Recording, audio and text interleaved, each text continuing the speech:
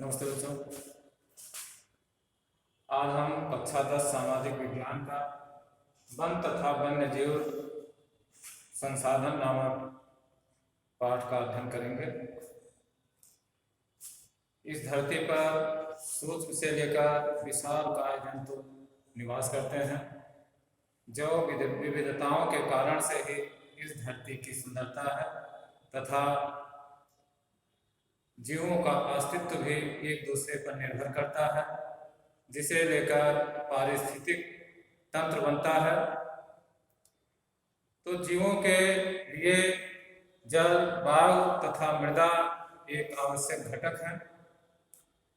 इनको बनाए रखना हम सबकी प्राथमिकता है। जो विविधताओं की दृष्टि से संपूर्ण विश्व का लगभग 8% जीव जंतु तथा वनस्पतियां भारत में निवास करते हैं, किंतु इसमें से लगभग 10% वनस्पति तथा 20% स्तनधारी जीव जंतु जो संकटग्रस्त की श्रेणी में हैं, लुप्त प्राय के कगार पर हैं।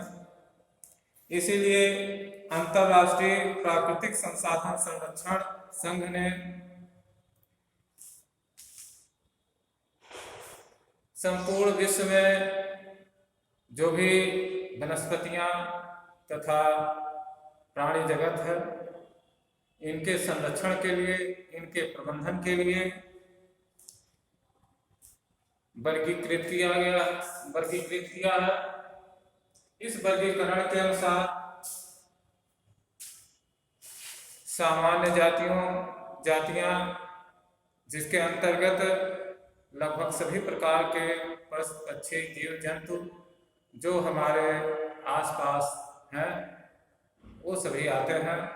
उनके लिए सामान्य जीवन स्तर है, उनके लिए किसी भी प्रकार के संकट की बात नहीं है। किंतु दूसरे नंबर पर आता है संकटग्रस्त जातियों का नंबर। संकटग्रस्त जातियों के अंतर्गत बहुत सारे जीव जंतु हैं जो कभी बहुतायत में रहा करते थे, लेकिन आज गिने चुने संख्या में ही हैं, जैसे मगरमच्छ, काला हिरण। और तीसरे नंबर है सुभेद्य जातियां। सुभेद्य जातियों के अंतर्गत उन जीव जंतुओं को रखा गया है जिनकी संख्या आज तो ठीक ठाक है, लेकिन जिस प्रकार से इनकी आश्रय स्थली अर्थात वनों को उजाड़ा जा रहा है तथा इनके भोजन के लिए दिक्कतें पैदा हो रही हैं, इनकी संख्या दिनों दिन कम होती जा रही है और वह समय दूर नहीं जब ये भी संकटग्रस्त जातियों के या लुप्त प्राय जातियों की श्रेणी में आ सकते हैं। अगला है दुर्लभ जातियां। दुर्लभ जातियों के अंतर्गत वे जातियां पाई जाती हैं जीव जंतुओं की जो कहीं कहीं मिलती हैं और संख्या में कम है। इनके भी संरक्षण के लिए तमाम उपाय किए गए हैं। अगला है स्थानिक जातियां।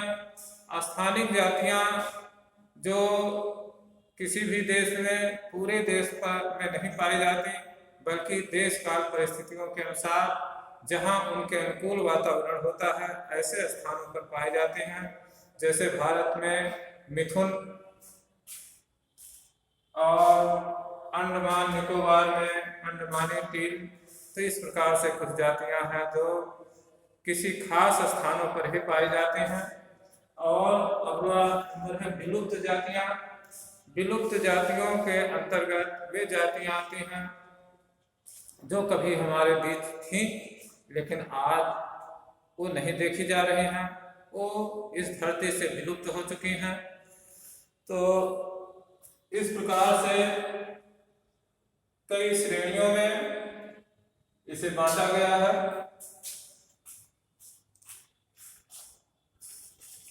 तो इसके लिए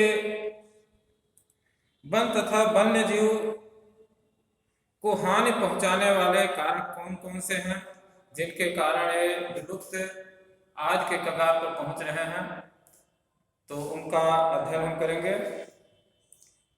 जिसका कारणों की खोज में सबसे प्रथम कारण आता है कि जिस समय उपनिवेश काल में अंग्रेजों ने अपने शासन काल में रेलवे लाइन तथा सड़कों का विस्तार करना शुरू किया, उस समय जंगल आदि के क्षेत्रों में अंधाधुंध शिकार किए गए, उनकी आश्रय स्थली को उजाड़ा गया और तमाम हिंसक जीव जंतुओं को मार डाला गया। तो इस प्रकार से रेलवे लाइन तथा सड़कों के विस्तार में भी तमाम प्रकार के जीव जंतु मारे गए।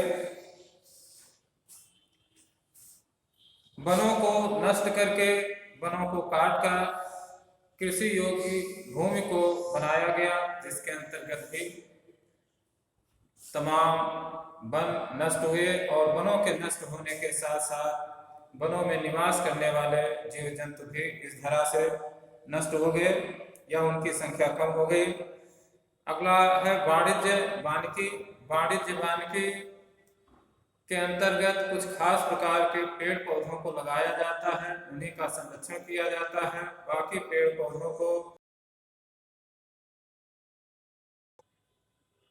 अवांछनीय समझकर उनको हटा दिया जाता है, इससे वनों का नुकसान होता है और उसमें रहने वाले जीव जंतु भी इससे प्रभावित होते हैं। बड़ी बड़ी विशालकाय परियोजनाएं जैसे टिहरी बांध परियोजना या तमाम प्रकार की परियोजनाएं जो सरकार के द्वारा बनाई जाती हैं, इनके कारण से भी वनों का विनाश होता है और वनों के विनाश के साथ साथ वन्य जीव जंतुओं का भी विनाश होता है। पशुओं के चराने तथा ईंधन के लिए लकड़ियों की अंधाधुंध कटाई आज से भी वनों का विनाश होता है।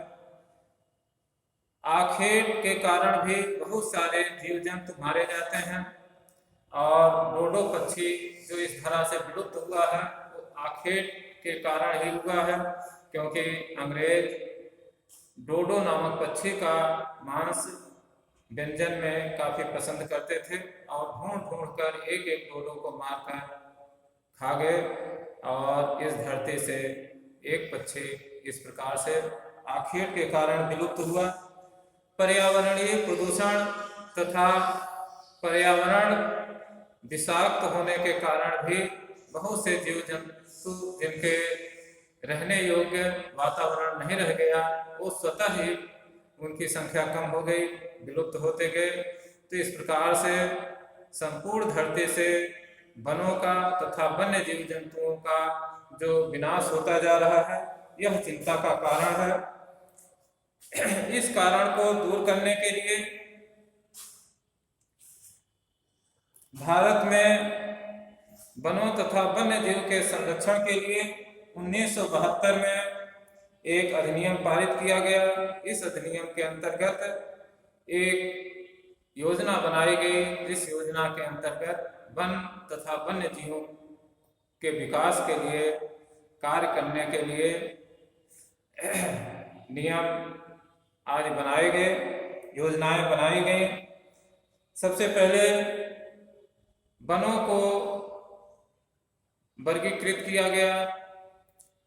इस वर्गीकरण के अंतर्गत कुछ वन आरक्षित वन की श्रेणी में रखे गए।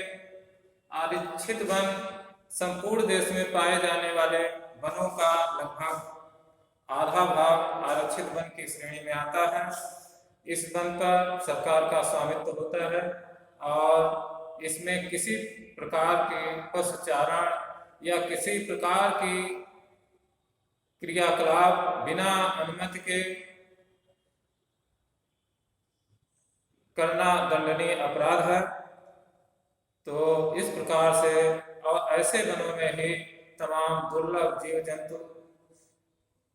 जीव जंतुओं को विकास के लिए तमाम योजनाएं चलाई जा रही हैं, उनका विकास किया जा रहा है। दूसरा है रक्षित श्रेणी का वन।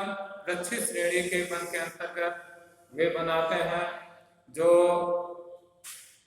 पूरी तरीके से निषिद्ध क्षेत्र में तो नहीं आते, किंतु उनकी कटाई करना या उनको किसी प्रकार से नुकसान पहुंचाना यह दंडनीय अपराध की श्रेणी में रखा गया है। और तीसरे प्रकार का वन अवर्गीकृत वन की श्रेणी में आते हैं। अवर्गीकृत वन की श्रेणी में वे वन आते हैं जो निजी स्वामित्व के क्षेत्रों में या सामुदायिक क्षेत्रों के द्वारा लगाए जाते हैं।